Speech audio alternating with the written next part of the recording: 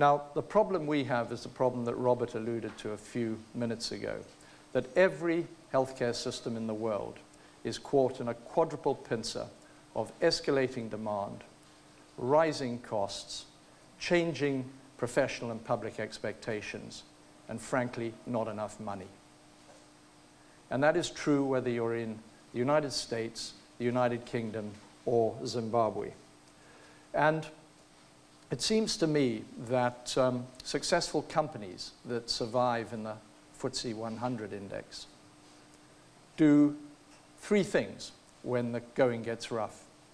The first is they take control of their finances, and I think on the whole we've been pretty good at managing within the allocated finances for the NHS. The second thing they do is they ask their customers what they want, and the third thing they do is they innovate according to what their customers tell them. And I would invite you to think for a while on how well you think the NHS has done the latter two. I don't think it's done it as well as it could. And frankly, they do all of those things really pretty quickly. Innovation goes on every day in our National Health Service, and it starts with just changing the way we do things. It starts with individuals looking at the way services are delivered and the way things could be improved. It's about the elimination of waste. It's about the use of technology to not only improve quality, but to reduce cost. And so I think that the intellectual capital for solving many of the problems that we see in the National Health Service lie in the 1.2, 1.3 million people who work in the service on a day-by-day basis. There is no hierarchy for good ideas. There may be a hierarchy for the technological aspects of the ideas, but good ideas rest everywhere.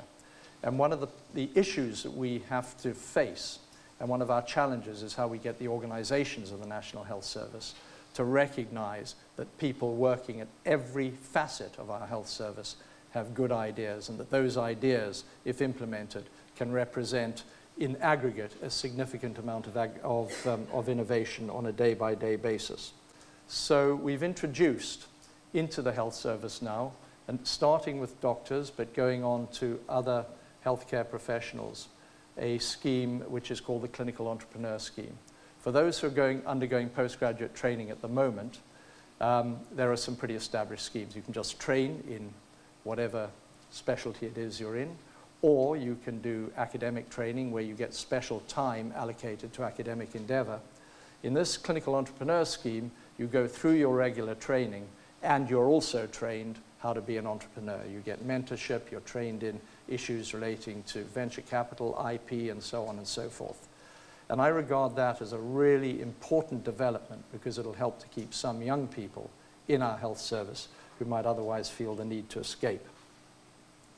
Innovation only works if you can spread it. And one of the problems that we've had over the years is how you spread innovation across the whole of the health service, which covers 55 million people or so. We set up around those areas things called academic health science networks. And the idea of an academic health science network is quite simple. It covers a population of somewhere between 3.5 to 7 million, depending on where it is.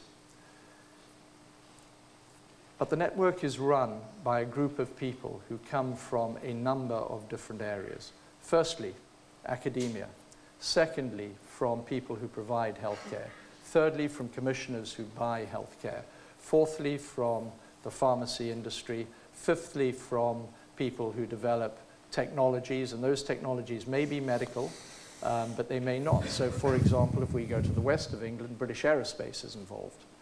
So people who understand the health service and people who have a vested interest in innovation and who may have products or ideas that they want taken up. The idea is that we can do that through academic health science networks.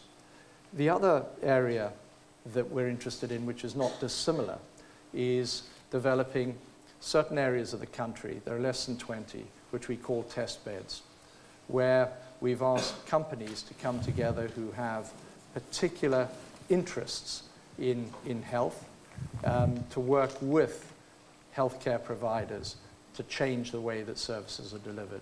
So that would include big computing companies, smaller med tech or other venture capital companies. It seems to me that if we become an innovative NHS and that we can roll out new therapies, new devices, new ideas quickly, that we could become the go-to place for the pharmaceutical and the med tech industry around the world. So that people sitting in boardrooms in Australia or Boston, when they need to test out new products, they think, where can we do that? And the answer should be the National Health Service, because it'll bring newer technologies and newer treatments to our patients quicker. It'll make those who are providing the services feel more engaged at the cutting edge of science and technology, and it'll be better for our patients. To do that, there are a number of national initiatives which are going on, not least of all a bunch of tax incentives to encourage companies to develop their products in this country. But one of the areas we're interested in NHS England and in our test beds is the concept of combinatorial innovation. Once you've learned how to pronounce that word, it's quite good. But the flavor that I want to leave you with is that sometimes you have innovations which in their own right don't seem particularly useful. So when Tim Berners-Lee was working on developing information transfer at CERN, he came up with hypertext transfer protocols and markup language to enable different types of computers to speak to each other. That formed the basis of the language which underpins the World Wide Web. But then you had to be able to access documents, so he developed a thing called the Universal Resource Indicator, now called the URL. But meantime, many years beforehand, so that's all about 25 years old, but in the early 1960s, someone else in America developed a thing that he called a bug.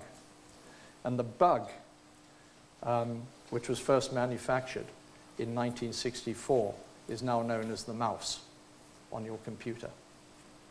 And so when you put hypertext markup language, the universal resource locator, and the mouse together, you have something which is much bigger, much more useful, and almost inconceivable when you compare it with the independent parts. It's much greater than the sum of the parts.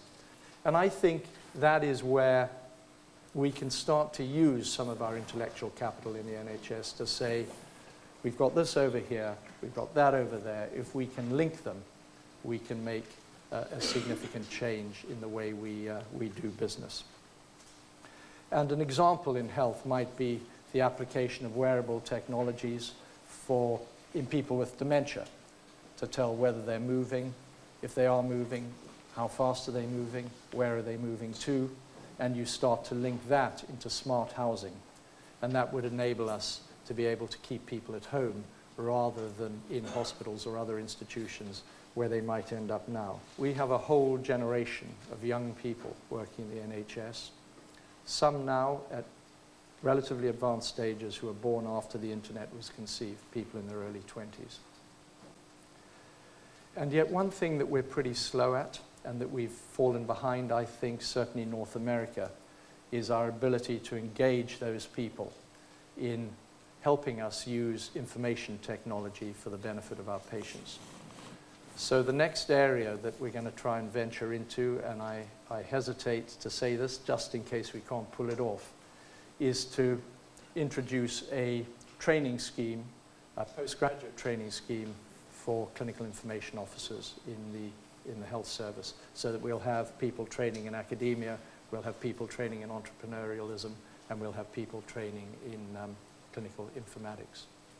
But I think absolutely key to this for our health service is engaging, in particular, the brains of the young people who work in our health service. And I think that's absolutely the key to the future of innovation. So in terms of attracting companies in, we can do that through a number of incentives which are in place. One is we've got some of the lowest corporate tax in Europe. Secondly, if companies do their discovery in this country and they develop the IP here, we can offer them a 10% corporate tax for that. I think we've just been beaten by the Belgians, who've dropped it down to 6.5%, so there'll be some kind of war that starts, I'm sure. So that's about attracting people in.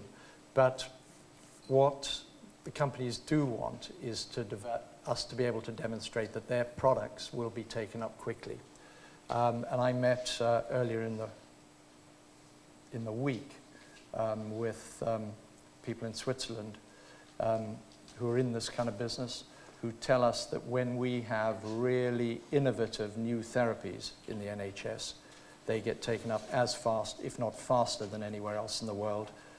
But things that are taken up really slowly are those which are only minor incremental improvements on what we already have. So people are working on Skype consultations. That's been done by an organization called NHS Digital. And in fact, another neurology registrar, who is one of the clinical fellows on the National Medical Directors Fellowship Scheme, is the guy that's overseeing the safety components of that. And I'm hoping that we'll see some kind of announcement about that pretty soon.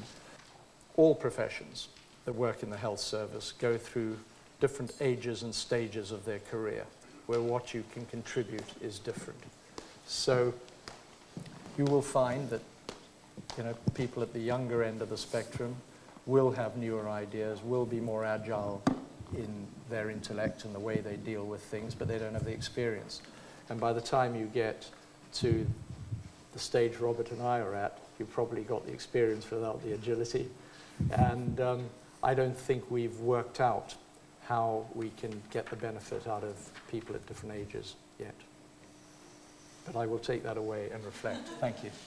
It was interesting, I was in a discussion about education, and people in the audience may be familiar with the Teach First program, which is taking bright young graduates going straight into challenging schools, and someone said, what about Teach Last?